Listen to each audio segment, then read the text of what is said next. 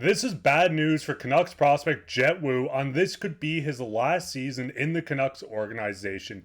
And an NHL Insider reports that the Vancouver Canucks are willing to wait on a Brock Boeser extension.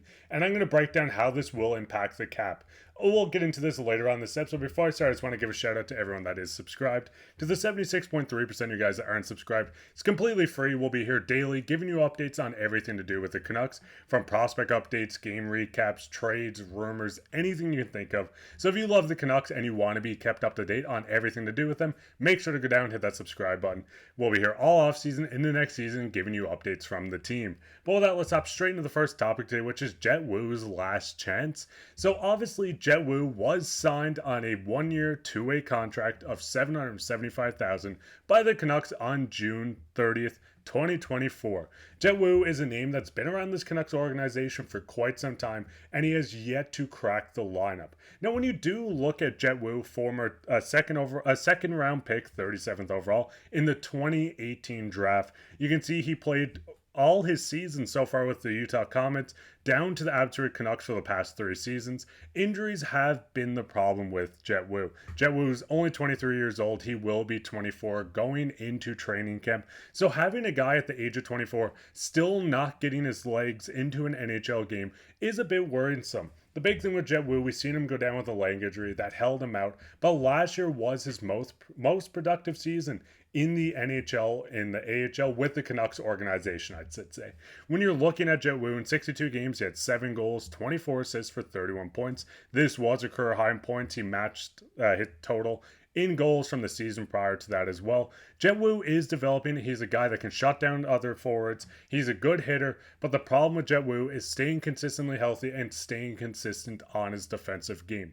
Like I said, 23 years old, he still has room to work. He's 6 foot, 205 pounds, and he does have room to grow in this Canucks organization. But with this team signing new names, Darnay, you see guys like Carson Soucy being here, Tyler Myers getting extended, Forbort being signed, it seems like times might be coming to an end for a guy like Jett Woo at the end of this season. When you do look at Jett Woo, he did get a lot of praise from Rick Tocchet. When he did get the call-up last season, he didn't get into any NHL games, but Rick Tocchet did say, not as reckless D coverage, kind of more calmer, Tocchet said. I thought he was running around a little bit, and that's what young guys do. They're running around, and I think he reads the system, or he reads the play a little bit better. I think he's just from a lot of reps down in the minors. So the biggest thing with Jett Woo is getting him into an NHL game. The guy was drafted in 2018 and has yet to touch the ice for the Vancouver Canucks, and with the Canucks only giving him a one-year deal, two-way contract at under $800,000, it really does seem like this is Jett Woo's last chance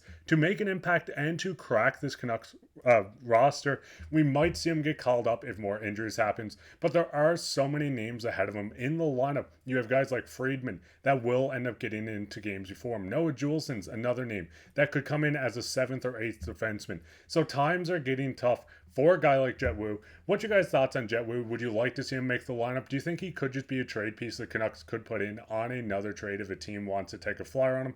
Let me know down in the comments, but we'll get straight into the second topic today, which is Canucks waiting on a Brock extension. Now, there were reports coming out from Frankie Corrado on TSN that the Vancouver Canucks are willing to wait on an extension farther into the season with Brock Boeser. Brock Boeser coming off his career best year with the Vancouver Canucks in the NHL. 81 games played, 40 goals, 33 assists for 73 points before going down with blood clots in the playoffs. 12 games, 12 points, which was 7 goals, 5 assists. Brock had a stellar year offensively, having a career high in goals, having nearly a career high in assists, and having 73 total points. With Brock Boeser, this is a guy the Canucks drafted in 2015, 23rd overall, and he's been everything the Canucks could want from a guy coming in offensively. The biggest thing with Brock that was a little surprising is his defensive game as well. In the regular season, Brock was great defensively, but when you do look throughout the playoffs, in 54 minutes and 6 seconds against Connor McDavid, Brock and his line mates were able to limit the Oilers just 4 goals at 5-on-5. In the Nashville series, in a total of 95 minutes and 4 seconds, he held the Predators to 1 goal as well. Now, obviously, a lot of this has to do with line mates as well. JT Miller has been great defensively. Pius Suter was a guy that played with him, also very good defensively. But seeing Brock able to just kind of hold down lines with guys like this as well does show that Brock has a lot of value. Now, the problem with this is obviously the injuries Brock has faced throughout his career. Coming off blood clots is really hard. Yes, he's going to be back for training camp. Yes, he'll make it back into the regular season. But it seems like the Canucks management want to wait, see how he produces, see can he mimic or have a better season. And this is where things would get tricky for the Canucks. If Brock comes in and scores 50 goals, his value is going to skyrocket. At this moment, a lot of people are saying Brock might sign an $8.5, $9 million contract, or this is what he would want if he hit the market or looked at an extension. So the Canucks might be banking on, hey, he might have a slower season, he might not take it off and score 40 goals again. We're going to wait, we're going to see how things go, but it does get tricky with the salary cap. When you do look at the Canucks, they have a lot of money tied up in forwards. Obviously, Elias Pettersson going into his fresh new contract. JT Miller being the second highest paid forward. You can see Brock at number 3 right now, becoming a UFA next season, making $6.6 million.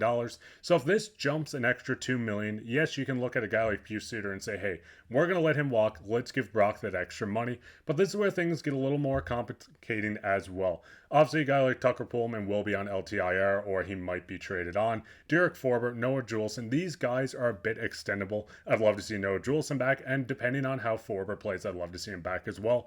But when you really get into things, this is where the OEL and the Mikheyev contracts do kind of screw the Canucks a little bit. When you do look at OEL this season, he's $2.3 million against the cap. Going into 2025, 2026, this jumps up to $4,766,000 for 2 straight seasons. So with the Canucks, they are going to have to look at this roster and look at it with $2 million less than they're expecting. When you're going back and looking through these contracts, yes, a guy like Derek Forbort does kind of make up the difference on the OEL buyout, but you still need to be able to give Brock his extension, the extra money. The cap might rise a tiny bit, but having this extra $2 million on the books is going to be quite hard for the Canucks to kind of look at and handle. But with this, what's your guys' thoughts on this as well? What's your guys' thoughts on them waiting on Brock to kind of see how he plays, see how he bounces back, and to see what kind of productive season he has after scoring 40 goals just the last season and being dominant in the playoffs before of his injury? What's your guys' thoughts on all these contracts? Who would you like to see maybe the Canucks move on if they wanted to extend Brock?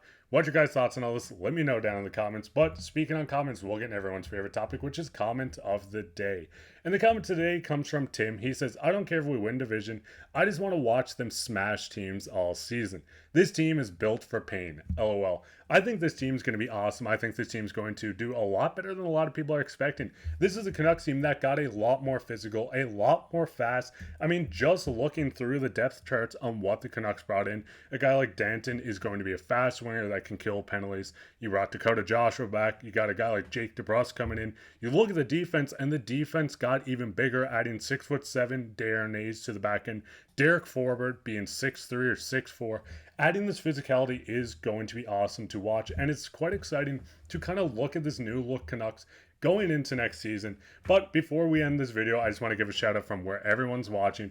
Canada's crushing it with 89.1% of the views over the past month, but it's awesome to see that this channel is kind of reaching people in the United States, Sweden, Hong Kong, Australia. There's so many more. I could only fit so many in here, but let me know down in the comments, where are you guys watching to? Where are you watching from? And if you do leave a comment, you could be featured on the next comment of the day, like Tim did today. While you're down there, leave a like, share this with your friends, subscribe. We're trying to reach 4,000, so if you want to join the Canucks Digest family, make sure to hit that subscribe button.